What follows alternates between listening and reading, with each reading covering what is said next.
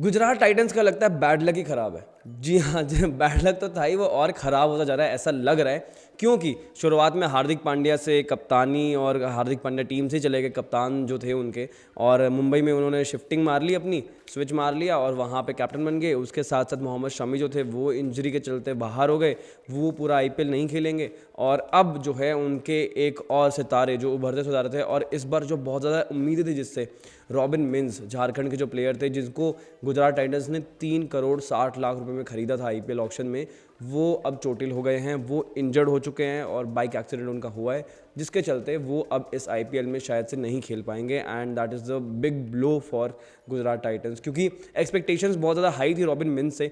जिस तरह का वो बैकग्राउंड लेकर आते हैं, पहले आदिवासी क्रिकेटर थे जो आईपीएल में खेलने वाले थे, और सब लोग बहुत ज़्यादा हाइप्ड अप थे और एक्साइटेड थे। इवन जीटी का जो पूरा खेमा था वो काफ़ी एक्साइटेड था।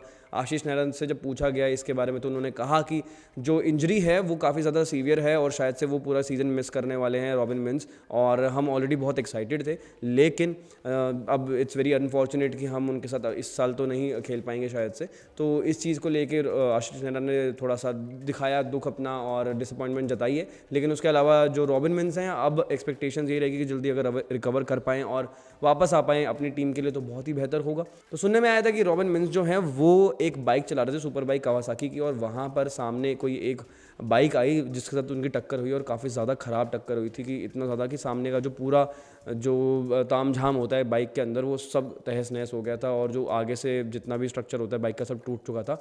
एंड उनके घुटने पर चोट आई है और काफ़ी ज़्यादा सीवियर है। तो अब जो इंजरी है वो इतनी ज़्यादा सीवियर है कि वो आईपीएल में नहीं खेल पाएंगे, और आगे उनको टाइम लगेगा रिहैब करने में भी और सब चीज़ें करने में भी। तो कहीं ना कहीं थोड़ा सा एक्सपेक्टेशन जो हाई थी, और रॉबिन मिन्स का इतना ज़्यादा नाम आ रहा था मीडिया में भी, सब लोग एक्साइटेड थे उनको देखने के लिए कि एक्चुअली किस तरह का टैलेंट है। क्योंकि एमएस धोनी ने भी प्रॉमिस किया था उनके पेरेंट्स से, उनके पिताजी से, कि अगर जस्ट इन केस ऑक्शन में उनको कोई खरीदता नहीं है तो सीएसके ज़रूर खरीदेगी उनको इस आईपीएल के लिए। तो कहीं ना कहीं जीटी ने उनको खरीद लिया। तो ऑब्वियसली बात है कि एमएस धोनी ने भी वो पोटेंशियल उनके अंदर देखा था, और एमएस धोनी की भी बैकिंग उनको मिल रही थी एक तरह से।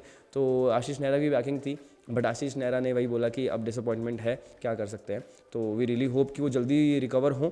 लेकिन ओवरऑल जो गुजरात का जो बैड लक है कुछ ज़्यादा ही ख़राब होता जा रहा है। हार्दिक पांड्या गए, मोहम्मद शामी गए, अब रॉबिन मिन्स भी गए। तो 3 प्लेयर, बड़े बड़े प्लेयर, अच्छे अच्छे प्लेयर्स गुजरात के खेमे में आपको नहीं देखने को मिलेंगे।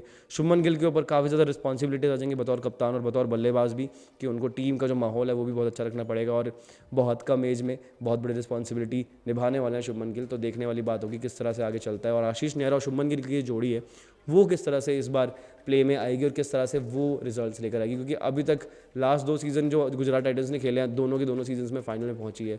तो इस बार मज़ेदार होने वाला सीन कि इस बार क्या होगा, क्योंकि आशीष नेहरा और हार्दिक पांड्या की जोड़ी कितनी ज़्यादा सफल थी हम सभी ने देखा है।